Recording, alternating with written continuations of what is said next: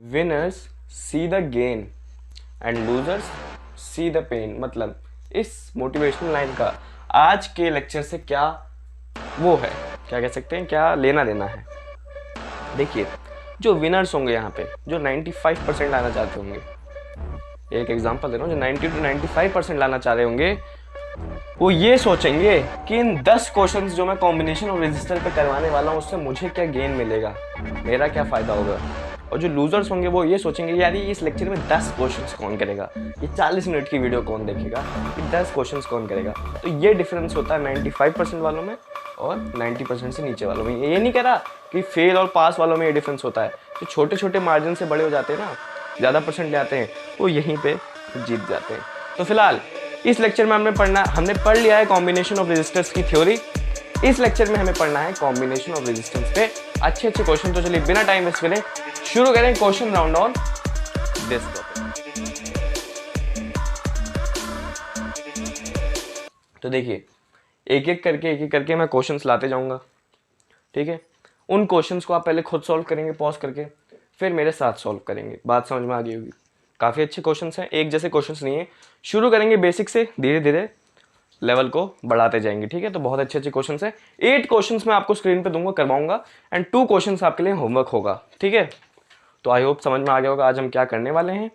तो पहला क्वेश्चन मैं लाता हूँ स्क्रीन पे। उससे पहले एक थ्योरी बची थी, पिछली लेक्चर से हमने खाली डेरिवेशन फॉर्मूला सीखा था। एक छोटी सी थ्योरी बची थी कि डिसएडवांटेज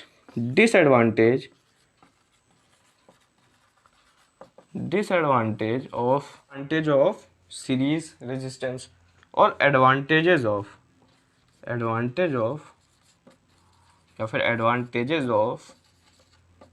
पैरेलल रेजिस्टेंस, ठीक है।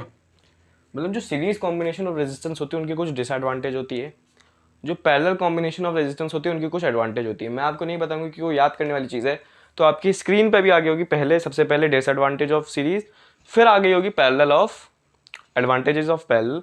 तो पॉज करके इसे अपने नोट्स में नोट डाउन कर ले। एंड ये याद करने वाली चीज़ें हैं, याद करें, इन्हें समझते भी जाएं, साथ साथ में हर लाइन को समझे, याद करें। एनसीईआरटी में ये बहुत मतलब एक इतने से पैराग्राफ में दे रखा है, काफ़ी बच्चों को समझ में आ जाता है, लेकिन मुझे लगता है काफ़ी बच्चों को डाउट होता है इसमें।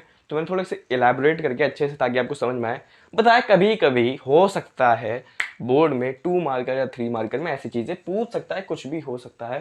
सारी याद करने वाली चीज़ें भी हमें साइड में याद करती रहनी चाहिए, बाकी कंसेप्ट आपका बोर्ड पे क्लियर होता जाएगा। तो बिना टाइम वेस्ट करें मैं लाता हूं पहला क्वेश्चन स्क्रीन पे। First question on the screen. मैं क्वेश्चन पढ़ देता हूं, फिर आप सॉल्व करिएगा। A battery of 9 volt is connected in series with resistors of. देखिए, पहला रेजिस्टर 0.2 ओम का, second resistor 0.3, third resistor 0.4 and fourth resistor 0.5 ohms का, एंड फिफ्थ रेजिस्टर 12 ओम्स का। नहीं, 5 रेजिस्टर लगे सीरीज में, उनकी ये है रेजिस्टेंसेस। तो वो पूछ रहा how much current will flow through 12 ohm resistor, मतलब खाली इस रेजिस्टर से कितना करंट फ्लो होगा। तो पॉज करें वीडियो को, इसे सॉल्व करें। मैं करने जा रहा हूँ इसे सॉल्व। तो देखिए, पहला क्वेश्चन किस प्रकार से सॉल्व होगा। काफी बेसिक क्वेश्चन है, सभी लोगों से बन गया होगा जिन्होंने थ्योरी अच्छे से पढ़ी है। पहले सर्किट बनाते हैं, रफ सर्किट बनानी होती है, बहुत सुंदर नहीं बनानी, खाली आपको ऐसी सर्किट बनानी है जिससे आपको समझ में आ जाए सर्किट में हो क्या रहा है। तो अगर मैं देखिए 5 रेजिस्टर लगा दूं, बस ये 1 रेजिस्टर, ये 2 रेजिस्टर, ये 3, ये 4, ये 5। देखिए, ये 1, इसी मान लीजिए R1, ये दूसरा, R2, ये तीसरा, R3, ये चौथा, R4 यानी 5वां, R5, ठीक है। चाहते हैं तो ऊपर ऊपर इनकी रेजिस्टेंस भी लिख दीजिए, 0.2, 0.3, 0.4, 0.5 एंड 12, ठीक है। फिर सर्किट को कंप्लीट करिए, एक एमीटर लगाइए, ठीक है। इन पे अलग अलग वोल्ट मीटर लगेगा, ये तो आपको पता ही है, इनका हर का अलग अलग वोल्ट मीटर होगा, ये तो आप सभी को पता है। सीरीज सर्किट कैसे बनती है आप सभी जानते हैं। एमीटर लगाया, बैटरी लगाई, ठीक है, और कंप्लीट कर दिया। खाली इतनी रफ सर्किट आपको बनानी, कुछ ज़्यादा डायग्रामेटिक रिप्रेजेंटेशन नहीं करनी। अब देखिए, क्वेश्चन में पूछ कर how much electric current will flow through, इस रेजिस्टर के थ्रू कितना करंट फ्लो होगा।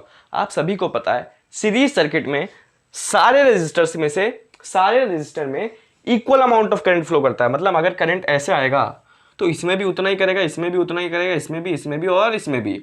यानी अब जरूरत क्या है, सबसे पहले टोटल आप निकालिए, क्या नाम है अपना, रेजिस्टेंस, मतलब ये सारे सर्किट को मिला के टोटल रेजिस्टेंस कितने का है, क्योंकि सब में एक ही है तो टोटल निकाल लीजिए। टोटल वोल्टेज आपको दे ही रखी है, फिर आप टोटल करंट निकाल ही सकते हैं। तो देखिए अगर मैं टोटल रेजिस्टेंस निकालूं, आर टोटल निकालूं, तो ये होगा R1 plus R2 plus R3 plus R4 और प्लस R5। ठीक है, वेल एंड गुड। ये हमें टोटल निकालना है। R इजक्वल टू R1 देखिए क्या है, R1 है 0.2, R2 है 0.3, R3 है 0.4, R4 है 0.5 एंड लास्ट में R5 है 12। अब देखिए इसको सॉल्व करेंगे तो क्या आएगा, इसको आप सॉल्व कर सकते हैं। मैं सारी कैलकुलेशन आपके सामने ही करने वाला हूँ ताकि आपको पता चले क्वेश्चन में कैलकुलेशन भी कैसे करनी होती है। देखिए 0.2, 0.3, 0.4, 0.5। कभी भी कैलकुलेशन को हल्की में मत दीजिए कि पॉइंट में हम तो यू ही सॉल्व कर देंगे। यू तो मैं भी कर सकता हूँ कि 3 to 5, 5 10 या 4, 1.4 जो भी आपका आंसर आता है वो मैं भी कर सकता हूँ, लेकिन हमेशा सिस्टमेटिक करिए। देखिए 2 + 3 5, 5 + 5 10 और 10 + 4 14, तो ये 1 कैरी और 1.4 आंसर। ठीक है, अब 1.4 में से हमें 12 को प्लस करना है, तो ये तो आप खुद भी कर सकते हैं। 12 + 1 हो गया 13, 13.4 टोटल रेजिस्टेंस है इस सर्किट में। 13.4 टोटल रेजिस्टेंस है इस सर्किट में। ठीक है, और टोटल वोल्टेज हमें दे रखी है, जो बैटरी लगा रही है 9 वोल्ट्स की, टोटल वोल्टेज 9 वोल्ट्स की। अब देखिए टोटल करंट आप निकाल सकते हैं, आगे यहाँ निकालूँ I = V/R निकाल सकते हैं। I हमें निकालना है, V हमारे पास है 9 एंड रेजिस्टेंस है हमारे पास 13.4। इसको जब आप सॉल्व करेंगे तो आएगा आपका 0.67 एम्पेयर के अराउंड। ठीक है, 0.67 एम्पेयर के आप इसे सॉल्व कर सकते हैं, ये आपका आंसर आएगा। अब देखिए 0.67 एम्पेयर क्या है इस पूरे सर्किट में। देखिए इस पूरे सर्किट में 0.67 एम्पेयर हो रहा है, यानी इसके थ्रू भी 0.67, इसके भी और इसके भी। अब देखिए सब सीरीज में है तो सबके थ्रू एक ही फ्लो होगा, तो टोटल ही फ्लो होगा सब में। तो यानी इसमें भी जो क्वेश्चन में पूछा 12 ओम रेजिस्टर में भी यही करंट फ्लो होगा, तो यही इसका आंसर होगा। तो क्वेश्चंस को कैसे सॉल्व करना है आई होप पता चल गया होगा आपको। सिंप्लीफाई कर सकते हैं, आंसर निकाल सकते हैं। ठीक है, तो मैं लाता हूँ second question on the screen. Second question है, ये बहुत अच्छा क्वेश्चन है, लेकिन ये आप लोग क्रैक कर ले जाओगे, मुझे पता है आप लोग इसे सॉल्व कर लोगे। क्वेश्चन में पढ़ देता हूँ फिर पॉज करेंगे, क्योंकि काफी लोगों को क्या पता देख ले रहा हो। क्वेश्चन में ये सर्किट दे रखी है, तो पता ही आपको ए बी में 5 ओम के एक रेजिस्टर लगा है और बी सी के लाइन में दो पैरेलल में लगे हैं 10 ओम और 15 ओम में। सर्किट आपको होप क्लियर होगी। फिर क्वेश्चन में कह रहा था through the resistor 5 ohm current of 1 ampere is this, मतलब इस रेजिस्टर में 1 एम्पेयर का करंट है। ठीक है, तो पूछ रहा है, पहला जो क्वेश्चन वो पूछ रहा है इन दोनों, जैसे इसमें 1 एम्पेयर है तो इन दोनों में कितना कितना है, मतलब 10 ओम में कितना करंट जा रहा है और 15 ओम में कितना करंट जा रहा है। तो आई थ्रो यानी current through other two resistors, ये पहला पार्ट है। दूसरा पार्ट है PD across A B and A C, मतलब यहाँ पीडी कितना है, यहाँ पीडी कितना है और यहाँ पीडी कितना है, ये पूछ रहा है। बीसी और एसी और ए बी के बीच में पीडी। ठीक है, वेल एंड गुड। और क्या पूछ रहा है, टोटल रेजिस्टेंस तो आप निकाल ही लेंगे कि पहले इन दोनों का टोटल निकाल लो फिर उसमें से प्लस कर दो। ठीक है, तो मैं करता हूँ इसे सॉल्व, आप पॉज करें पहले खुद दिमाग लगाएं, मैं करने जा रहा हूँ इसे सॉल्व। देखिए सॉल्यूशन कैसा होगा इसका। सॉल्यूशन सबसे पहले तो समझना जरूरी, देखिए इसके थ्रू 1 एम्पेयर का करंट जा रहा है, 1 एम्पेयर का। हमें पता है सीरीज सर्किट में, सीरीज रेजिस्टर में सारा करंट जाता है, सारा जितना भी सर्किट का होगा वो सब सीरीज से जाएगा। यानी टोटल करंट कितना है, टोटल करंट 1 एम्पेयर है, ये बात हमें पता चल गई। ठीक है, अब मैं क्या करता हूं, इन दोनों का पहले टोटल रेजिस्टेंस निकालता हूं, पहले अलग एक साइड में। अभी मैं खाली फर्स्ट पार्ट कर रहा हूं पूरे स्क्रीन में, फर्स्ट पार्ट को अच्छे से समझिएगा। ठीक है, मैं निकालने वाला हूं इन दोनों का टोटल रेजिस्टेंस। ठीक है, टोटल रेजिस्टेंस दिखाई देगी 1/R equal to 1/10 plus 1/15, well and good. ठीक है, तो 1/R इज इक्वल टू, इसका एलसीएम क्या होगा, देखिए इसका एलसीएम होगा 30। ठीक है, 10 3 ज़ा 30 प्लस 15 2 ज़ा 30, यानी ये आ गया 5/30। अब 1/R 5/30 है तो R कितना होगा, इसका रेसिप्रोकल यानी 30/5, और 30/5 होता है 6 ओम्स। यानी जो R है टोटल रेजिस्टेंस खाली इन दोनों की वो है 6 ओम्स। ठीक है, अब आप यहाँ से सी पार्ट तो कर ही सकते हैं कि टोटल रेजिस्टेंस क्या होगी, जैसे 6 + 5 11, लेकिन तब उसकी बात भी कर लेंगे, ठीक है। 6 ओम है टोटल रेजिस्टेंस। अब देखिए यहाँ गौर करिए, मुझे यहाँ BC के थ्रू टोटल रेजिस्टेंस मिल चुका है। टोटल रेजिस्टेंस कितना है, 6 ओम। टोटल करंट मेरे पास है ही। क्या मैं टोटल वोल्टेज निकाल सकता हूँ? जी हाँ, बिल्कुल निकाल सकता हूँ। तो टोटल PD निकालते हैं अगर, तो कैसे निकलेगा, IR होता है, देखिए 6 × 1 यानी 6 वोल्ट्स। 6 वोल्ट्स का टोटल वोल्टेज है, ठीक है। अब देखिए, अब इतनी बात समझ में आ गई ना कि टोटल रेजिस्टेंस, खाली इसकी बात कर रहा हूँ, खाली इन दोनों रेजिस्टर की, इसको भी मैंने छोड़ रखा है, ऐसे देख सकते हैं आप, इसको छुपा लीजिए, खाली इन दोनों की बात चल रही है अभी, ठीक है। तो मैंने क्या करा, मुझे पता था टोटल करंट 1 एम्पेयर है, ठीक है, और टोटल रेजिस्टेंस मैंने निकाल ली 6 ओम, और इन दोनों की मदद से मैंने टोटल पोटेंशियल डिफरेंस भी निकाल ली।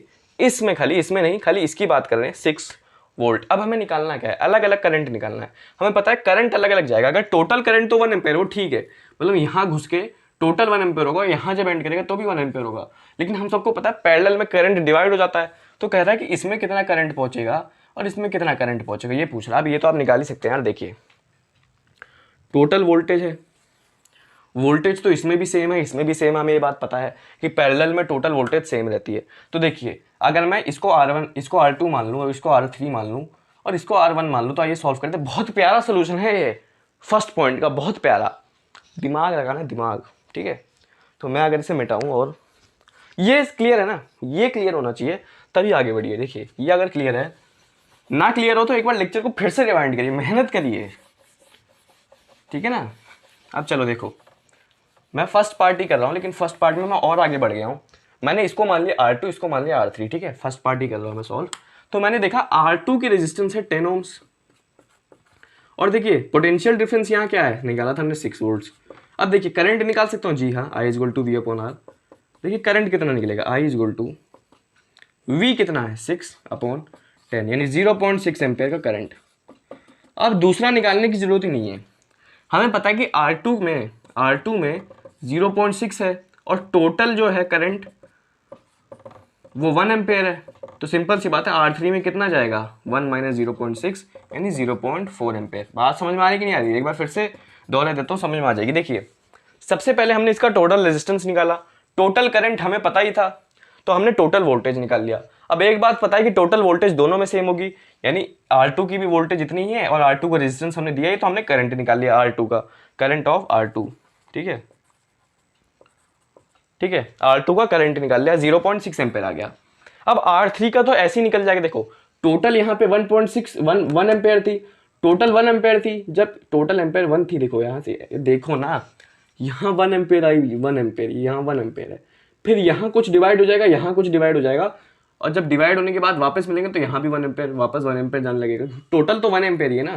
तो कुछ जब डिवाइड हुआ तो मैंने R2 का निकाल लिया, डिवाइड होकर यहाँ गया था 0.6, ठीक है। तो यहाँ तो साफ साफ पता ही चल रहा है यार, जब 1 एम्पेयर टोटल था और डिवाइड होकर 0.6 अलग चला गया, तो बचा हुआ इधर जाएगा, तो बचा हुआ कितना होता है, 0.4।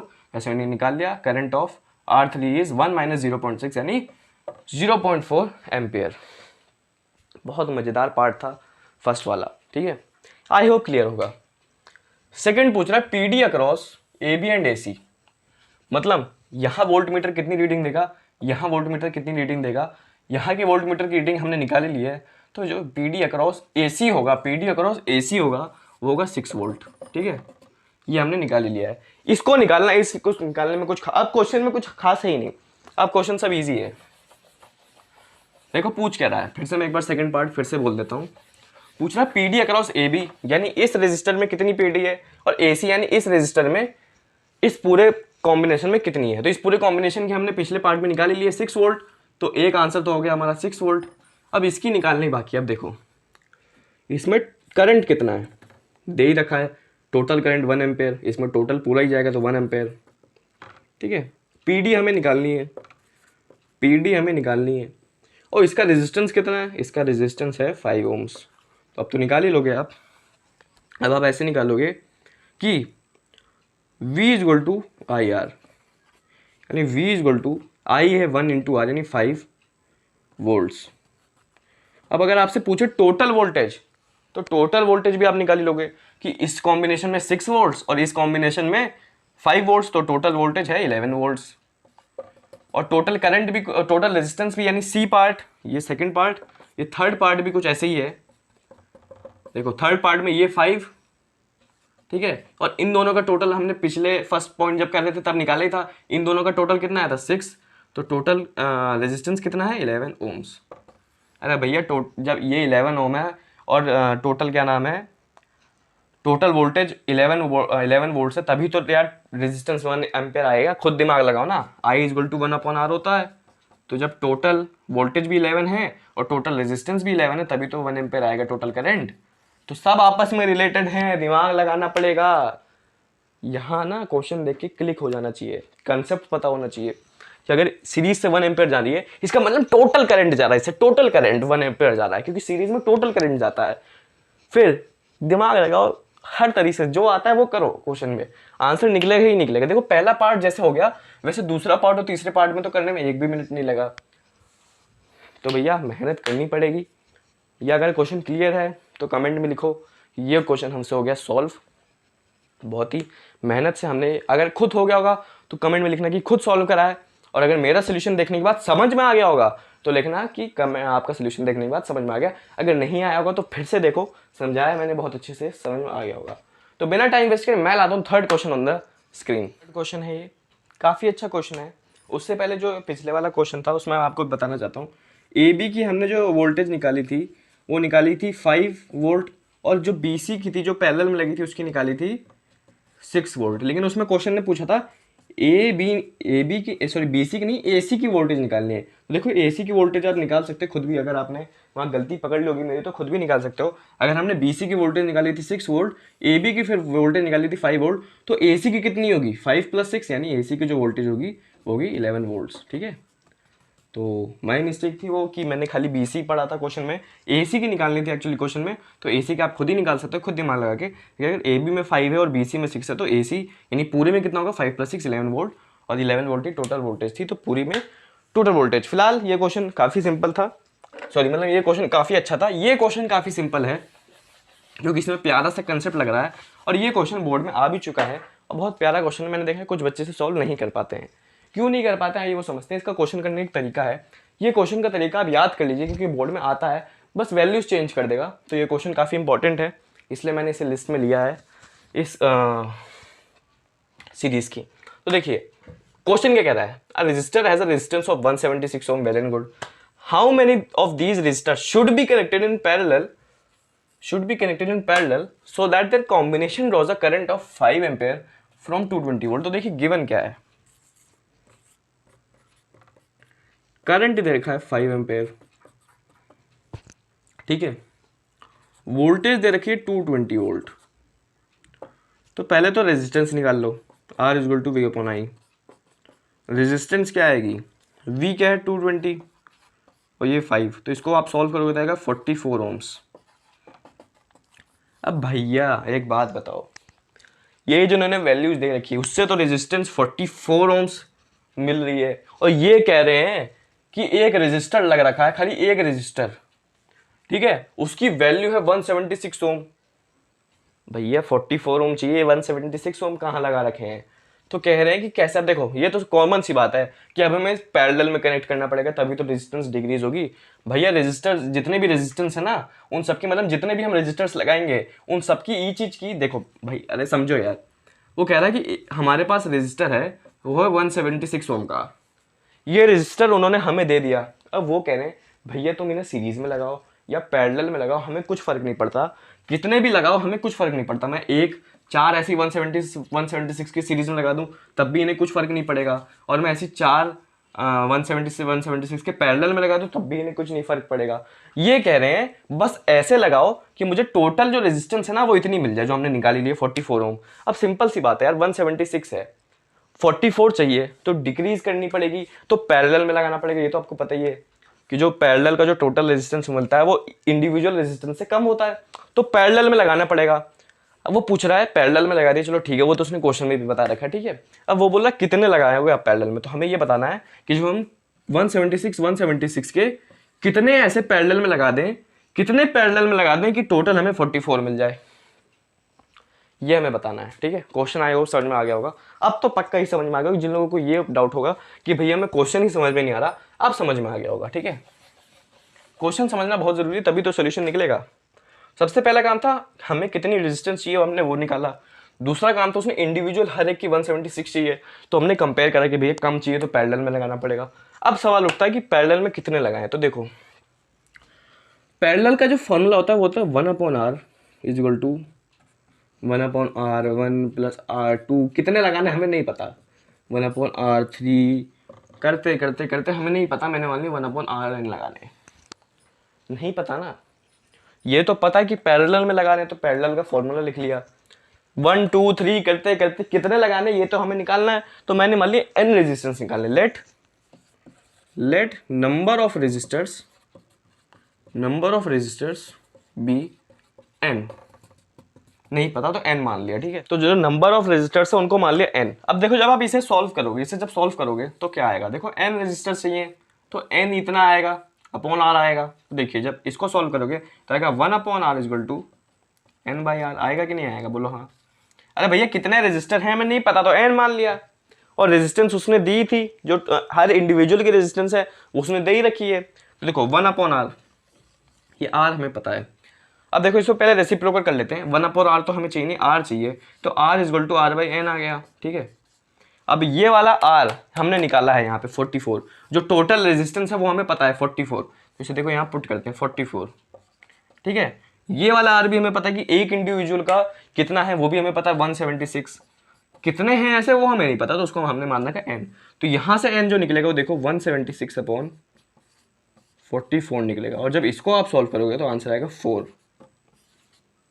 तो आई होप आप भी फाइनल आंसर तक पहुंचे होंगे। 4 है, यानी हमें 4 ऐसे देखो 4 ऐसे 176 ओम्स के रेजिस्टर हमें पैरेलल में लगाने पड़ेंगे, तब जाके हमें टोटल जो इसका रेजिस्टेंस मिलेगा। देखो 176 ओम के हमें 4 ऐसे रेजिस्टर पैरेलल में लगाने पड़ेंगे, तब हमें टोटल 44 ओम मिलेगा। तो क्वेश्चन आई होप समझ में आएगा। इसको सॉल्व कैसे करते हैं आई होप वो भी समझ में आया होगा। 4 है फाइनल आंसर। तो मैं लाता हूँ, ये क्वेश्चन समझ में आ गया ना, बोर्ड में आ सकता है, इसको आप याद कर लीजिए कैसे करते हैं। फिलहाल समझ में मैंने ऐसे समझाया कि आपको समझ में भी आ गया होगा। तो मैं लाता हूँ 4th question on the screen. देखिए 4th क्वेश्चन है स्क्रीन पे, ये तो काफ़ी आसान है, ये आप खुद सॉल्व कर सकते हैं, ठीक है। तो पॉज करें, आई होप अच्छे से दिख रहा होगा, अच्छे से देखें, पॉज करें, सर्किट को अच्छे से समझें, फिर इसको सॉल्व करें। देखिए मैं अगर इसे सॉल्व करूँ, देखो सर्किट समझना है। पहला क्वेश्चन पूछ रहा है सीरीज में लगा कि पैरेलल में लगा है। तो कोई भी चीज़ें अगर आपको देखो, कोई भी रजिस्टर अगर आपको ऐसे लगे दिखाई पड़े, या ऐसे लगे दिखाई पड़े, या फिर ऐसे, कैसे भी मतलब कैसी भी तरह में अगर पैरेलल लगे हों तो समझ जाइए वो पैरेलल है। देखो ये और जैसे ये पैरेलल है ना, सेम लाइन पे देखो दोनों लगे हैं, तो दोनों एक दूसरे से पैरेलल हैं, तो इसका जो आंसर होगा वो पैरेलल, ठीक है। बस अगर आपको ये समझ में आ गया तो फिर आप सारे वन बाय वन करते जाएंगे। बी क्या कह रहा है, state PD for each. Total 6 volt है। अब आपको पता है जब पैरेलल में लगे होते हैं तो दोनों में सेम वोल्टेज होता है, तो यानी इसमें भी 6 वोल्ट होगा, इसमें भी 6 वोल्ट होगा, तो 6 volt 6 volt. Which register will share the bigger amount of current, मतलब किस रजिस्टर में से ज़्यादा करंट जाएगा, ये आप मुझे बताएं, ठीक है। अब एक चीज़ आपने पढ़ा है कि जो करंट होता है वो इन्वर्सली प्रोपोर्शनल होता है रेजिस्टेंस से, मतलब जितना ज़्यादा रेजिस्टेंस होगा उतना कम करंट होगा, और जितना कम रेजिस्टेंस होगा उतना ज़्यादा करंट होगा। तो देखिए इसमें से सबसे कम रेजिस्टेंस कौन है, ये वाला, देखिए 2 ओम है, यानी इससे ज़्यादा करंट पास होगा, तो इसका आंसर क्या है 2 ओम। टोटल रेजिस्टेंस निकाल सकते हैं, पैरेलल में क्या करते हैं 1/r इक्वल टू 1/2 प्लस 1/3, तो 1/r कितना आएगा, इन दोनों का एलसीएम आएगा 6, 3 + 2, तो आएगा r जो आएगा वो आएगा मेरे ख्याल से 6/5 ओम्स, ठीक है। फिर कैलकुलेट आई भी निकाल सकते हैं।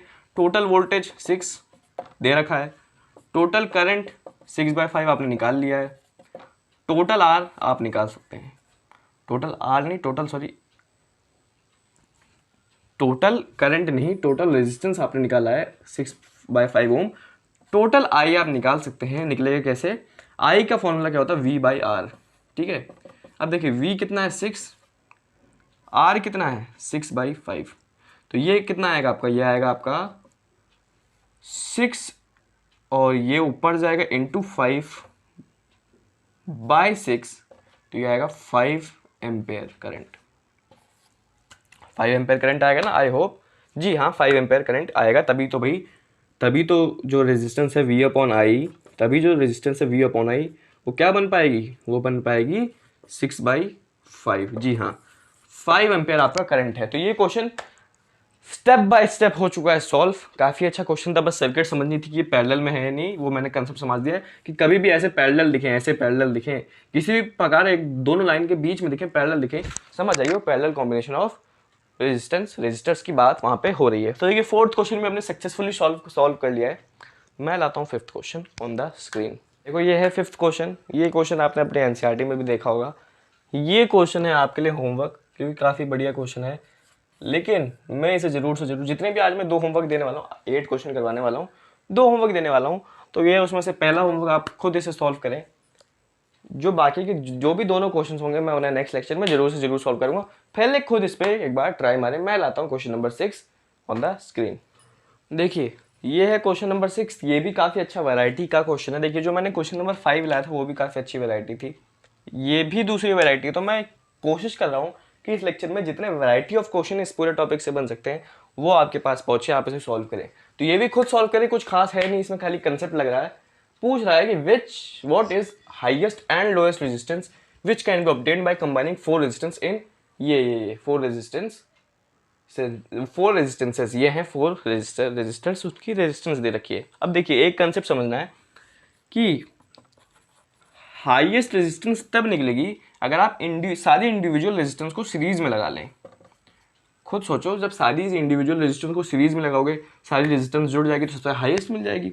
और सबसे लोएस्ट आपको पता है तब मिलती है जब सारे रेजिस्टेंस को पैरेलल में लगा लो, क्योंकि आपको पता है जब पैरेलल में लगाते हो तो रेजिस्टेंस डिक्रीज हो जाती है और इंडिविजुअल सबसे लोएस्ट इंडिविजुअल रेजिस्टेंस से भी कम रेजिस्टेंस मिल जाती है। तो ये कंसेप्ट अगर आपको पता है तो इसके बाद तो इस क्वेश्चन में कुछ खास बचा ही नहीं, लेकिन काफ़ी अच्छा क्वेश्चन था, काफ़ी अच्छी वैरायटी क्वेश्चन। तो मैंने सोचा ये आप लोग एक बार सॉल्व कर लें, आपकी प्रैक्टिस हो जाएगी। तो देखिए इसे सॉल्व कैसे करेंगे, आ भी रखा है बोर्ड में, सीबीएसई बोर्ड में। तो देखिए हाईएस्ट लेने के लिए हम सबको पता है सीरीज में लगा दो, तो चारों को सीरीज में लगाएंगे तो चारों की रेजिस्टेंस प्लस हो जाएगी, तो हो जाएगी 8 + 4 + 12 + 24। तो ये कितना आ जाएगा, 8 + 4 12, 12 + 12 24, और 24 + 24 आ गया 48 ओम्स।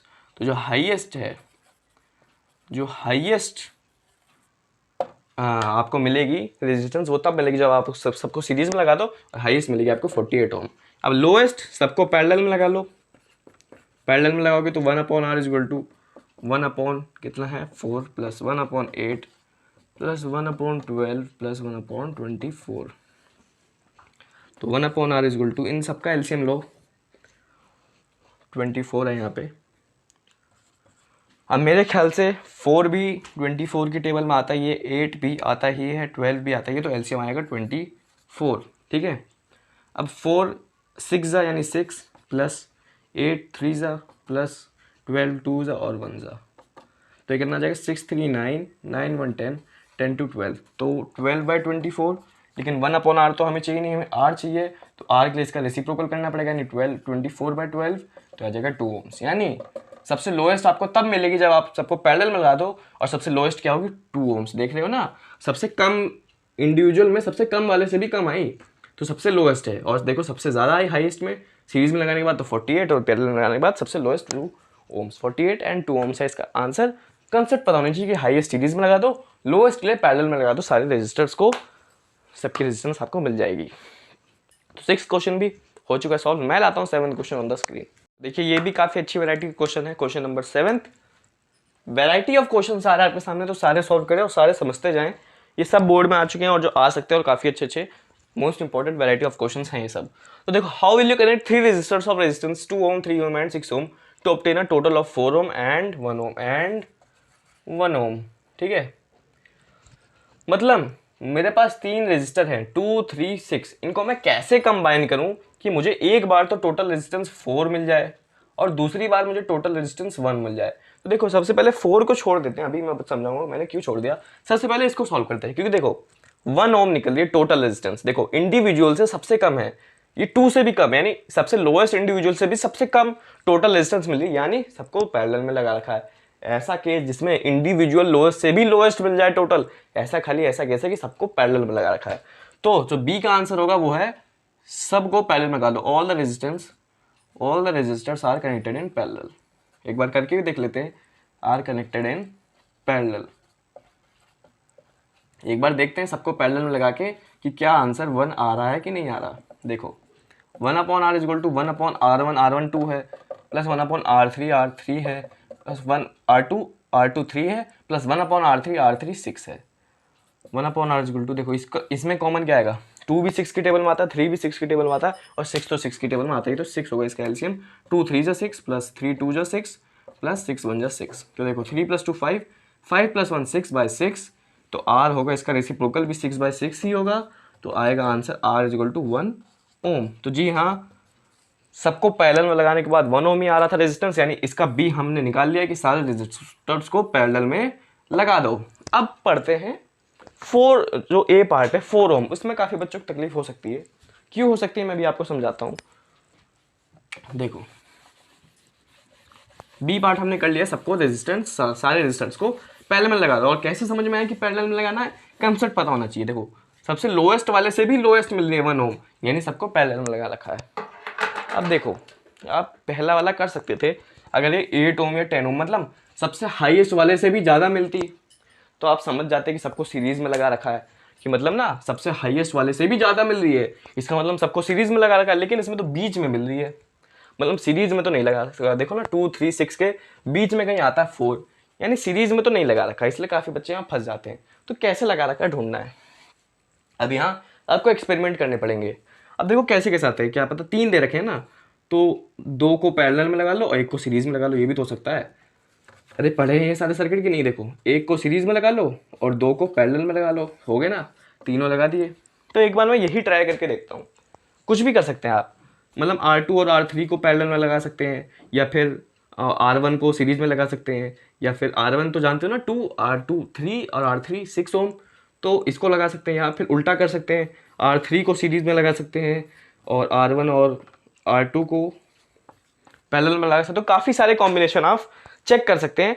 मैं करता हूँ एक बार ये वाला कॉम्बिनेशन चेक, देखते हैं इससे आंसर आता कि नहीं। अगर नहीं आएगा तो ये वाला देखेंगे और देखेंगे। देखो बन तो 3 ही सकते हैं, बन तो इतने ही सकते हैं, या तो फिर R2 को सीरीज़ में लगा लो और R2 को सीरीज़ में लगा लिया R1 और R3 को। अब भैया 3 ही तो बन सकते हैं, और कितने बना लोगे, तो 3 बन सकते हैं। एक बार सबको चेक करते हैं, पहले ये वाला चेक करते हैं। समझ में आ रही है ना बातें, मैं क्या बोल रहा हूँ, क्या कर रहा हूँ, समझ में आनी चाहिए। तो मैंने बोला कि 4 ओम बनाने के लिए ये जो R1 है ना 2 ओम वाले को सीरीज में लगा लो विद पैरेलल कॉम्बिनेशन ऑफ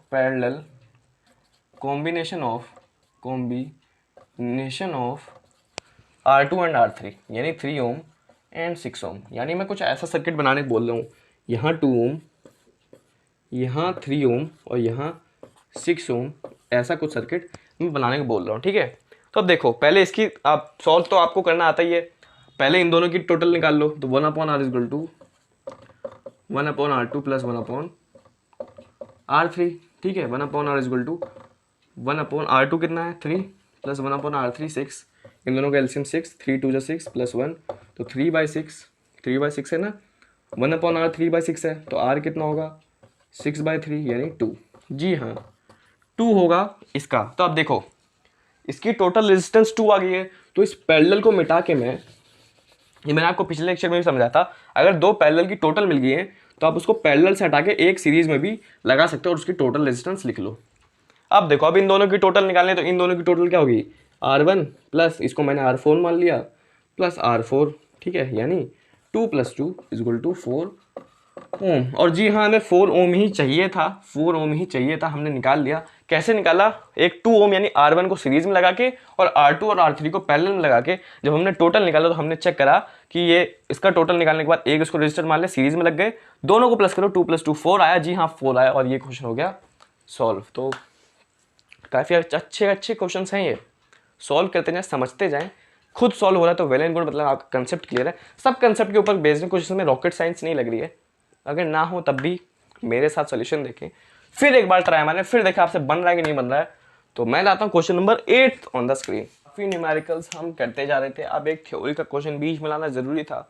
और थ्योरी का क्वेश्चन मैंने ऐसा चुना है कि जो मैंने वो एडवांटेज और डिसएडवांटेज दिए थे ना, उसके ऊपर बेस्ड हो, ताकि मैं एक क्वेश्चन के माध्यम से आपको वो समझा सकूँ। देखो, अगर एडवांटेज और डिसएडवांटेज वाली जो मैंने शुरुआत में ही लिस्ट दी थी, वो अगर आपको याद नहीं करी आपने, तो एक बार याद कर लीजिए। और अगर याद नहीं करी, याद नहीं करना अभी आपकी मर्जी है, लेकिन इस क्वेश्चन को सॉल्व करने से पहले वो लिस्ट, वो सारे पॉइंट्स एक बार पढ़ लीजिए, फिर इस क्वेश्चन को अटेम्प्ट करिए। तो देखिए, मुझे तो पता है उसमें क्या लिखा है, तो मैं करता हूँ इसे अटेम्प्ट। देखो क्वेश्चन कह रहा है, if current flows through 2 lamps, मतलब 2 लैम्प्स लगे, एक बार मैंने दोनों लैम्प को सीरीज में लगा लिया, एक बार पैरेलल में लगा लिया, फिर उन्होंने बोला कि उनमें से एक लैम्प डैमेज हो गया, उसका फिलामेंट टूट गया, तो लैम्प किसी प्रकार से डैमेज हो गया। तो कह रहा है कि व्हाट हैपेंस टू अदर, मतलब दूसरे वाले लैम्प का क्या होगा, इन दोनों कॉम्बिनेशन की बात करूं, मतलब सीरीज में उस अदर लैम्प का क्या होगा, पैरेलल में उस अदर लैम्प का क्या होगा, इसको करें एक्सप्लेन। तो देखो, अगर आपने वो पढ़ा होगा तो आपको पता चला होगा कि सीरीज कॉम्बिनेशन में जब भी कोई एक अप्लायंस टूट जाए तो दूसरा अप्लायंस काम करना बंद कर देता है। सीरीज रेजिस्टेंस में, सीरीज कॉम्बिनेशन में अगर एक अप्लायंस, मान लो यहाँ पे बल्ब है, वो अगर काम करना बंद कर जाए, क्योंकि देखो करंट सेम जा रहा है, करंट सेम जा रहा है, और एक अप्लायंस अगर ये काम करना बंद कर देगा तो यहीं पे करंट रुक जाएगा, यहीं पे करंट रुक जाएगा, तो करंट यहाँ से पास नहीं हो पाएगा, यहाँ से पास नहीं हो पाएगा, तो ये भी काम करना बंद कर देगा।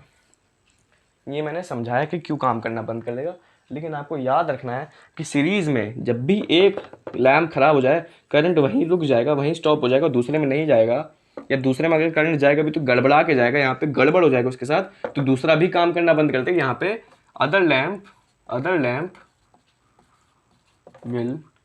विल स्टॉप ग्लोइंग, मतलब काम करना बंद कर देगा।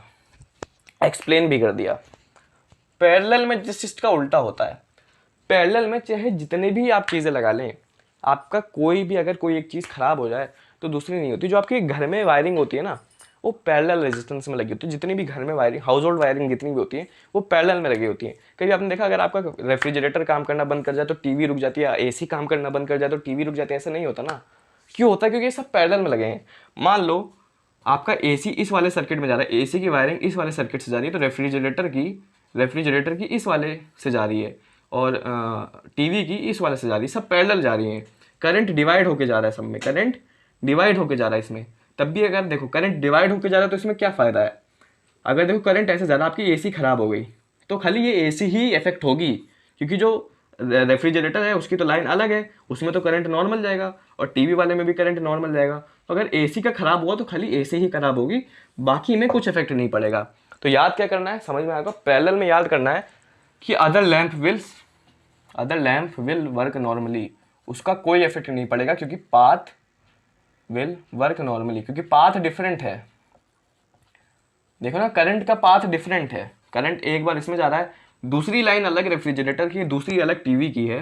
तो अगर एक लाइन खराब होती है, एक में करंट खराब होता है, एक अप्लायंस खराब होता है, तो दूसरी लाइन तो अलग, ये अलग करंट जा रहा है, अलग अमाउंट ऑफ करंट जा ही रहा है, तो उसमें से बाकियों को कुछ इफेक्ट पड़ेगा नहीं। तो यहाँ से कंक्लूजन क्या निकला कि other lamp will stop glowing series में, क्योंकि करंट खराब हो जाएगा, दोनों में सेम ही पाथ होता है, तो करंट खराब हो जाएगा, तो सीरीज में नहीं जलता है और पैरेलल में जलता है। कंसेप्ट आई होप समझ में आएगा।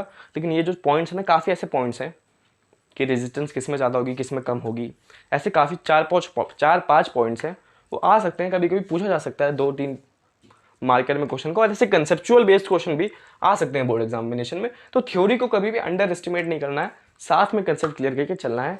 तो ये था क्वेश्चन नंबर 8। मैं लाता हूँ question number 9 on the screen. Number 9 बहुत अच्छा क्वेश्चन लिखना चाहिए, बहुत ईजी भी है। तो देखिए मेरे साथ इसे सॉल्व करें। कह रहा है कि मेरे पास कुछ रेजिस्टर हैं, n नंबर, मतलब कुछ हैं, नहीं पता कितने हैं, n नंबर ऑफ रेजिस्टर हैं मेरे पास 100 ओम्स के, यानी कि रेजिस्टेंस 100 ओम्स की है। अब देखो मैं पूछ कह रहा हूँ कि मैं इन कुछ में से, मतलब n में से कितने रेजिस्टर को, मतलब कुछ रेजिस्टर को कैसे कंबाइन करूँ कि मुझे जो टोटल रेजिस्टेंस है वो 250 ओम की मिल जाए। मतलब मैं कुछ भी ले लूँ, मतलब मैं 4 उठा सकता हूँ, 5 उठा सकता हूँ, कितनी भी उठा सकता हूँ, मुझे बहुत सारा दे रखा है, ठीक है, मैं कितनी भी उठा सकता हूँ। लेकिन मुझे कुछ ऐसा कॉम्बिनेशन बनाना है कि जो टोटल रेजिस्टेंस मिल जाएगी ना 250 ओम्स की मिल जाएगी। कुछ लोग सोचेंगे कि इंडिविजुअल रेजिस्टेंस से ज़्यादा है तो सीरीज़ में लगा लेंगे, लेकिन यार दिमाग लगाओ, जब सीरीज़ में लगाओगे तो 100 + 100 + 100 यार 250 तो आएगा नहीं, या तो 200 आएगा या तो 300 आएगा। पैरेलल में तो लगा ही नहीं सकते, कम नहीं चाहिए ज़्यादा चाहिए, तो ना सीरीज़ में लगा सकते हो ना पैरेलल में लगा सकते हो। अब दिमाग लगाओ, ठीक है। मैं दिमाग ऐसे लगाना है कि काफ़ी सारी चीज़ें ट्राई करनी पड़ती हैं, ठीक है। तो मैं ट्राई करूँ अगर 100 ओम के काफ़ी लिए हैं, तो मैं क्या सोच रहा हूँ, मैं 2 रजिस्टर्स को सीरीज़ में लगा लेता हूँ और 2, मैंने ये सोचा, खुद दिमाग लगाना है, 2 को मैं सीरीज़ में लगा लेता हूँ और 2 को पैरेलल में लगा लेता हूँ, देखता हूँ क्या होगा। अगर नहीं आएगा तो मैं देखा जाएगा, ठीक है। 2 को सीरीज़ में लगाता हूँ क्योंकि मुझे पता था 2 को सीरीज़ लगाने में क्या मिली थी। देखो मैंने दिमाग कैसे लगाया, खुद सोचो। मैंने देखा था 2 को सीरीज़ में लगाने के मुझे 200 मिल रही थी और मुझे 200 में से कुछ जोड़ना था। तो अगर मैं 100 को कम कर सकूँ, 50 को कर सकूँ, 2 को पैरेलल में लगा दूँ तो थोड़ा कम मिलेगा। इसको जोड़ने के बाद शायद 250। दिमाग देखो, दिमाग कैसे चलाना वो देखो, सीख रहे हो ना। 2 को सीरीज में लगाने के बाद 200 मिल रही थी और 200 से कुछ ज़्यादा चाहिए था, तो मैंने सोचा पहले 2 को एक बार पैरेलल में इनके साथ लगा देता हूँ, क्योंकि जब पैरेलल में लगाऊंगा तो 100 से थोड़ा कम आएगा, मुझे चाहिए 50, तो देखता हूँ कि 100 से कम 50 आ पाता है, ताकि 250 हो जाएगा। तो ऐसे दिमाग लगाना है आपको, ठीक है। दिमाग लगाने का कंसेप्ट समझ में आया ना। तो और दिमाग अगर लगाया है तो इसे अप्लाई भी करते हैं, एक्सपेरिमेंट करते हैं, नहीं आएगा तो कुछ और दिमाग लगाएंगे।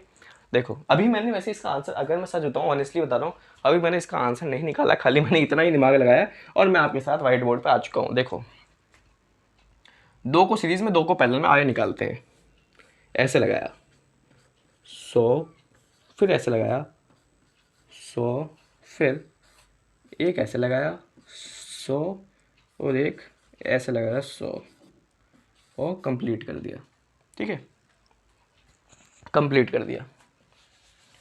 आओ पहले इनका निकाल लेते हैं, इनका तो हमें पता ही है 200 आएगा। पहले इसको निकाल के फिर इसको भी सीरीज में बदल लेते हैं, फिर देखते हैं क्या आंसर आएगा। तो इसका निकालूंगा मैं 1/r = 1/100 + 1/100, ठीक है। तो 1/r = 100 आएगा एलसीएम, ऊपर आएगा 1 + 1। तो शायद मैंने सोचा सही था, क्योंकि मुझे यहाँ से शायद 50 मिलेगा 2/100, लेकिन 1/r तो नहीं, मुझे r चाहिए। तो r आएगा 100/2 और ये आएगा 50। तो जी हाँ, बिल्कुल सही सोचा था हमने, क्योंकि ये अगर 50 आ गया, ये देखो ये 200 है, इसको सीरीज में बदलने के बाद ऐसे 50 लगा सकते हो, ठीक है। तो ये 200 और ये 50 जोड़ने के बाद हो जाएगा 200 + 50 = 250 ओम। तो जी हाँ, टोटल रेजिस्टेंस हमें 250 ओम मिल गई, 250 ओम मिल गई। लेकिन कैसे लगाया हमने, कैसे लगाया वो मैं बताता हूँ। तो 2 को सीरीज में लगाओ, 2 रेजिस्टर्स को सीरीज में लगाओ with 2 resistors in parallel, 2 resistors in series with 2 resistors in parallel combination. तो पहले दिमाग मैंने आपको बताया कि मैंने दिमाग कैसे लगाया, कि 200 मिल रही थी 2 को जोड़ने के बाद और कुछ कम चाहिए थी, तो कुछ कम 100 से कम चाहिए थी, तो पैरेलल में एक बार दोनों को लगाया। भाई कुछ कम चाहिए थी ना, 100 से कुछ कम चाहिए थी, तो पैरेलल को लगाओगे तो कुछ कम ही मिलेगी, तो 2 पैरेलल लगा दिया। 2 को 200, पहले 200 बनाई, 2 को सीरीज में लगाने के बाद फिर 200 से कुछ ज़्यादा चाहिए थी, लेकिन 100 से कम चाहिए थी, तो 100 से कम के लिए मैंने 2 को पैरेलल में लगा लिया।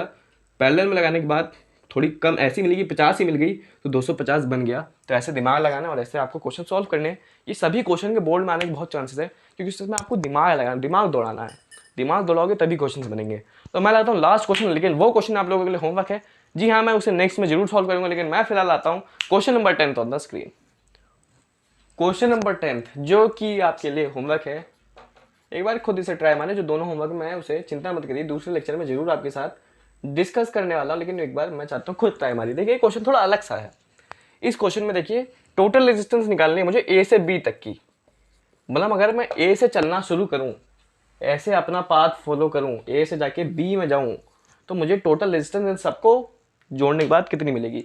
अब देखिए कुछ एक साथ इन सीरीज में लगे हैं, कुछ एक दूसरे से पैरेलल में लगे हैं, तो काफ़ी ट्रिकी सा क्वेश्चन है। लेकिन अगर आप इस पर दिमाग लगाएंगे, थोड़ा सा 10 मिनट इस पर इन्वेस्ट करेंगे और सोचेंगे कि कौन कौन से सीरीज में लगे, कौन कौन से पैरेलल, एक साथ सबको जोड़ते जोड़ते जाएंगे, तो आप बी तक जरूर पहुंच जाएंगे। और आपको जो आंसर मिलेगा, आंसर भी मैं बता देता हूँ ताकि आपको पता चले आपने सही करा कि गलत। जो आपको आंसर मिलेगा वो मिलेगा 38.5 75 ओम्स। तो आंसर भी बड़ा अजीब सा है, पॉइंट में है, लेकिन खुद सॉल्व करें, मेरे ख्याल से आपसे बन जाएगा। 38.7 ओम्स आंसर है। ये था भैया आज के 10 क्वेश्चंस, जिसमें से 2 होमवर्क, 2 मैंने आपके साथ 2 होमवर्क्स 8 क्वेश्चंस मैंने आपके साथ डिस्कस करे। बाकी ये 2 भी मैं अगले लेक्चर में ज़रूर डिस्कस करूँगा। तो इस वीडियो को, इस लेक्चर को यहीं पे ख़त्म करने का टाइम आ चुका है। चैनल पे बने हैं तो बने रहें, मेरे साथ बने रहें।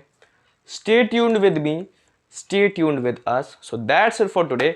मिलते हैं नेक्स्ट लेक्चर में, जिसमें देखो, अब ख़त्म करने से पहले नेक्स्ट टॉपिक्स भी बता देता हूँ। अब 2 लेक्चर्स आएंगे, उन 2 लेक्चर्स में खाली इलेक्ट्रिसिटी के 2 लेक्चर बचे हैं, जिसमें से एक इलेक्ट्रिक पावर के ऊपर है, एक इलेक्ट्रिक पावर के ऊपर है, और एक है heating effect of electric current पे, heating effect of electric current पे।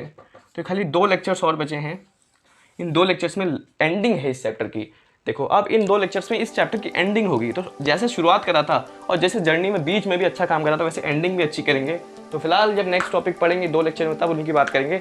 अभी फिलहाल इस लेक्चर को यहीं पे एंड करते हैं। So that's it for today.